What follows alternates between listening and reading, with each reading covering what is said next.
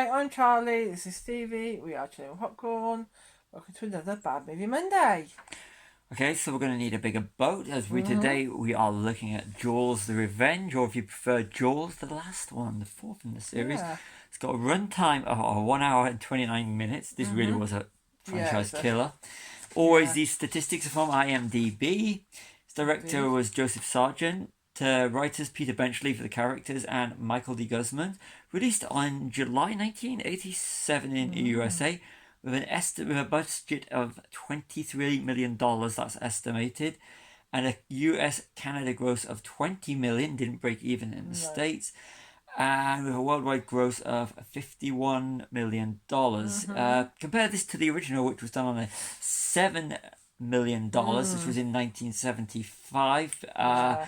It raked in the US 200, this is in the cinema one, of course, 266 million, with a world gross of 477 million. Now you can add on video sales and home entertainment sales over the last almost 50 years, and you've got 49 years. So yeah, it is almost 50 years. 50 years. Wow. A little bit of trivia for you. Now, sorry, it stars Lorraine Gray in her last film performance as Ellen Brody, Michael Guest as Michael Brody, Mario Van Peebles as Jake, Karen Young as Carla Brody, Michael Caine, the legendary Michael Caine, as Hoagie, and Mitchell Anderson as Sean Brody. And the tagline for this movie was, "This time it's personal." Now, what do they mean? Is this like the shark or Ellen? Yeah, that's the thing. It's unclear. Is it personal for the shark, who dies? Each shark dies at the end of each movie, or is this for Ellen Brody, which I'd have thought it'd have been personal, a long time ago. Yeah, I think it would have been. So after the first one, really. Yeah. So sharks. Sharks Out for Revenge, But let's go into the trivia. This is the interesting ones. This is one of Michael Caine's notorious paycheck movies, along with The Swarm 1978, Ashanti 1979, Beyond the Poseidon Adventure, also in 1979, The Island in 1980, and The Hand in 1981. He had a knack of making a lot of movies just to get the cash for a respectable actor. But he was also a good actor. He's a legend. Yeah. And he was in On Deadly Ground with Steven Seagal in 1994, so they didn't. So these things didn't stop in 87. No. When Caine was asked about the movie in an interview, he answered, I have never seen it. I've never seen it, but by all accounts it's terrible. However, I have seen the house that it built, and it is terrific. Lorraine Gary briefly came out of retirement following the movie 1941 and 1979 to reprise the role of Ellen Brody. This film stands as her last acting role to date. Movie's main tagline is "This time it's personal" was parodied in Back to the Future Part 2, where the fictional Jaws 19, directed by Max Spielberg, has a movie poster that says "This time it's really personal." The alleged cost was between 23 to 30 million and was one of the most expensive movies of 1987. Mario Van Peebles wrote his own part, so you can blame him for all of his terrible acting. The only Jaws movie that doesn't take place in the summertime, because Jaws took place around the 4th of July. July. Jaws 2 was June. Jaws 3D took place at some point in the summertime. And this movie takes place around Christmas and New Year. Yeah, now that's all out of the way, let's get on to the movie. Yes, let's go. So the first thing we've got is it starts like a horror film. And you said, is this Jaws 4 or Friday 7? Now, Friday the 13th was released after this Part 7, The New Blood, but it does have the same... You could literally interchange a lot of the beginning with Friday the 13th Part 7, The New Blood, and the whole thing with the sidekick in Friday the 13th Part 7. Yeah. You could literally replace things, and some of the footage in it, you could literally, especially the shark in the water at night. Even the music is very horror film, isn't it? Slasher horror, 80s. Yeah. So this would be where Freddy was gaining power and Jason was just about to tip over and start losing all his power. So it's like just the peak or the end peak of the main slasher thing that came in the 1980s. But it does feel like Friday the 13th Part 7, The New Blood, which is a better movie. Yes.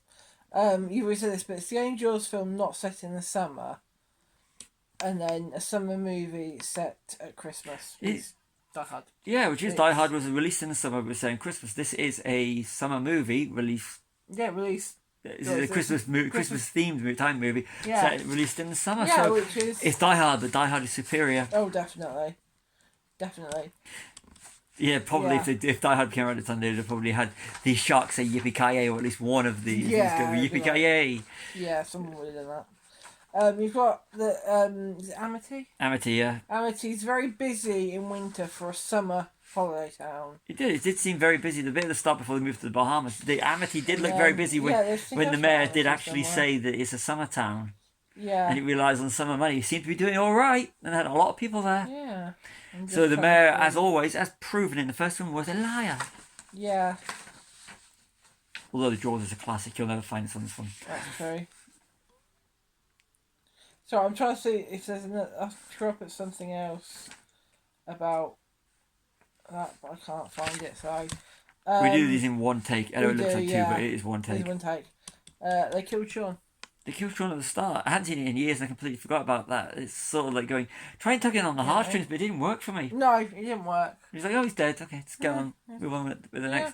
Considering he was the youngest of the two children in the movie, there was no like pulling on the heartstrings, and I can't even complain about the actor's performance. No. Mitchell Anderson, he gave a theme performance, but he's just like, oh, there's Sean. He's going to check this thing out. He gets eaten by a shark, rubber shark. If you say I'd say the animatronics were rubbish, weren't they? So it's a terrible rubber shark. Yeah. Less is more, as Steven Spielberg found out. Seeing this shark, just realised how shark the fake was. I even say the shark in the Jaws Rider universe, so when it was still there, was a better shark than the one in Jaws for the Revenge. Yeah, well, there you go then. Michael and family live in the Bahamas. You told me to put that. Yeah, just right. Yeah, they live in the Bahamas, and the shark follows them to the Follows Bahamas. them from Amity to the Bahamas. Sidekick Shark is in tune with Ellen Brody. Oh, He yes. knows where Ellen Brody and the Brody family actually live. But also, Ellen Brody can sense a shark attack. Yeah, that was very. That was weird. That was very messed strange. up. I can understand like a parent's kind of. We don't have children, do we? Yet? No. But there is something, and it is sort of.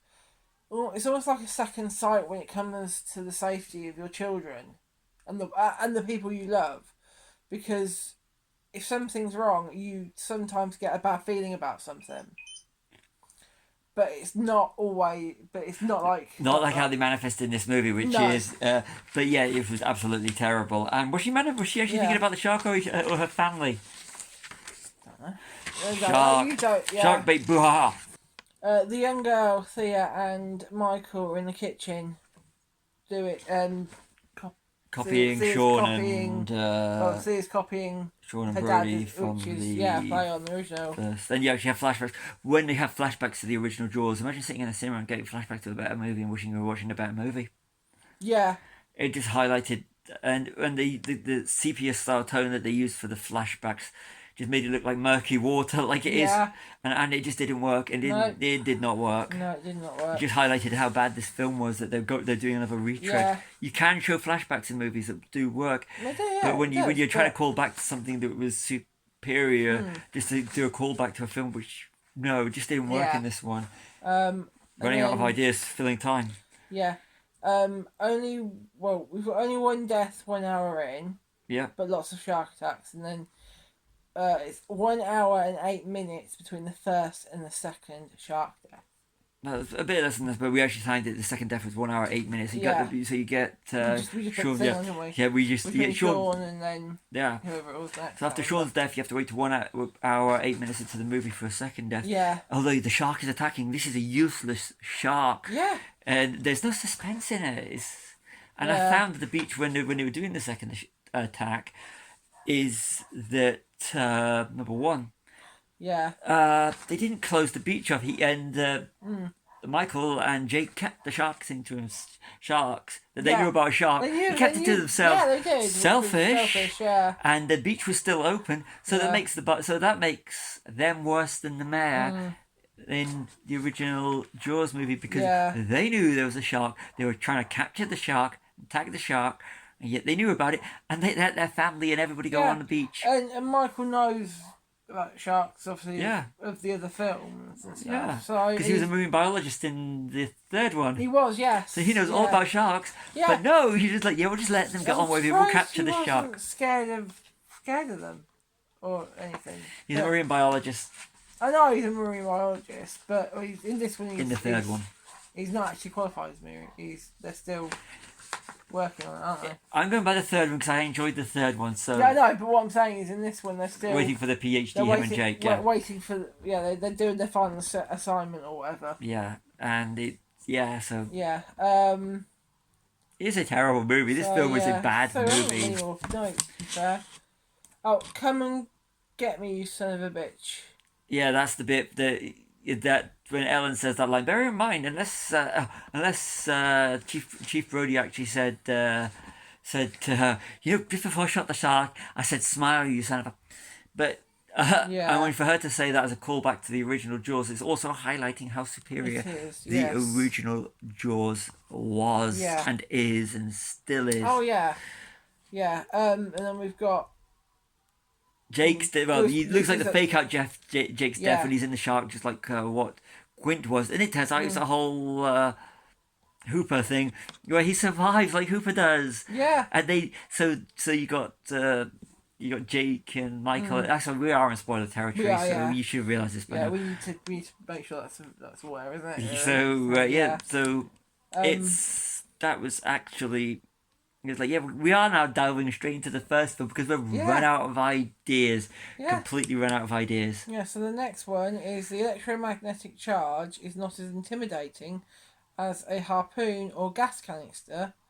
It's interspersed, and that scene is interspersed with clips from the first film. Yeah, and the bit when they do the thing and the shark looks like it's in pain and just coming out of the water, showing you how fake the shark is. Yeah. You can see the way the shark was going and swimming, and you go, "Oh my god, this is absolutely terrible." I think more on the fact that it's a harpoon or a gas canister. And he shoots him with a gun in the first. So obviously, Quint uses the harpoon. Yeah, but it's still not as that little electromagnetic. No, and it just. It showcased, and here's a little thing. In the original Jaws, they Steven Spielberg went so far out, so no matter what you see, and it's all set over one night, they don't go in. It looks like it's set over one night. Whereas in the book, if I remember right, he goes in every night. So he goes out for the shark, goes in. There's the fear that they won't go back. But every night, Michael and Jake go back into land. And you can always see at one point land, whereas in the original Jaws, you can't. So it adds to the fear factor. Yeah. I've got to get the name again. Joseph Sargent literally just didn't take anything from he took the bad aspects, some of the lesser aspects of Jaws and replicated, but the aspects he should have been looking at, he focused on the wrong things. So that in this movie, where you can see the land, and which we are going to go to the next bit, and which really was annoying. It's not so intimidating when you can see the land in the distance. It only works in a film, say like The Shallows, where you can see the land and that was scary. Watch The Shallows, great Jaws. Part of the film, isn't it? It's she can see it, but she can't get that. Well, I remember two great movies that feature sharks. One, Watch the Beach. There's a great shark attack in that. Off camera, and it works perfectly. So if you want to see a great one, and The Shallows, scary shark movie. So back to Jaws: The Revenge. Moving on from the whole thing that you were saying a while ago, you can see the skyline painted on the edge of the tank in the final scenes. The final scenes, you can actually see, whereas you can actually see, and it actually feels like it's like in the Truman Show. At the end where he goes to the end. Yeah. Imagine the Truman Show when he gets to the end. I wouldn't be surprised if it's the same tank they use. Yeah. But you can actually see the skyline painted on a back white wall, and where the waves actually stop and crash into the wall completely. I do a lot of research in film locations. I'm fascinated by it, and you can actually and I've seen actual pictures of what they use. Yeah. It's actually if it's the same one that they use for Jaws, which wouldn't surprise me. No. It's like a painted lot. They literally cast park there, and then they take it out when they need to use it, and so it's like an exterior, outside and outside tank, which you can understand because they can. Swimming pool you can just cover over and everything. Yeah. But this tank, you could actually see the wall painted on with a skyline, and it looked terrible. This would look terrible than. You can look old movies like in the 50s and 60s where they had constraints, especially with the technology and the size of the cameras. But this film, there was absolutely no excuse. I mean, they managed to do Jaws and the other ones without showing it. Yeah, but Jaws was Didn't they? low. Jaws 7 million Yeah, I know, budget but was low budget what I and mean was is there were films out around that time yeah. that did similar things with a tank, and you could tell that, and you couldn't tell that they were using a tank. But when it does draw you out of it at the It end. does, yeah. One more thing. I got one more thing. They lived happily ever after. Yeah, the ending where you find out they did live happily ever after because there's no Jaws 5. This film was a Yeah. franchise killer. It was indeed. No other Jaws movies. I mean, there've been other shark movies, Yeah. which we are going to delve are, into in yeah, the next in the next episode. one, So yeah. stay tuned for the next one Indeed. with one of the greatest shark movies, but it is a bad movie. Yeah. We love it. You But do. so you've got a good one coming. But this was a franchise killer. So you've got Jaws, the original 1975, and you've got Jaws 3, 4. I only watched Jaws a few times. I watched it a few times. I love Jaws 3 because it's a guilty pleasure, and Jaws 4 is rubbish. We were going to do Jaws 3, but I thought we'd have more fun with this. Yeah, definitely. Anyway, that's the end of my notes. Anything else to add? You can do it. I'm doing a lot of talking because I've had a coffee. Well, I'm just asking if there's anything you want to add. Going to need a bigger boat. Yes. Okay, so I've been Charlie, this has been Stevie. We are Tim and Popcorn. Like and subscribe.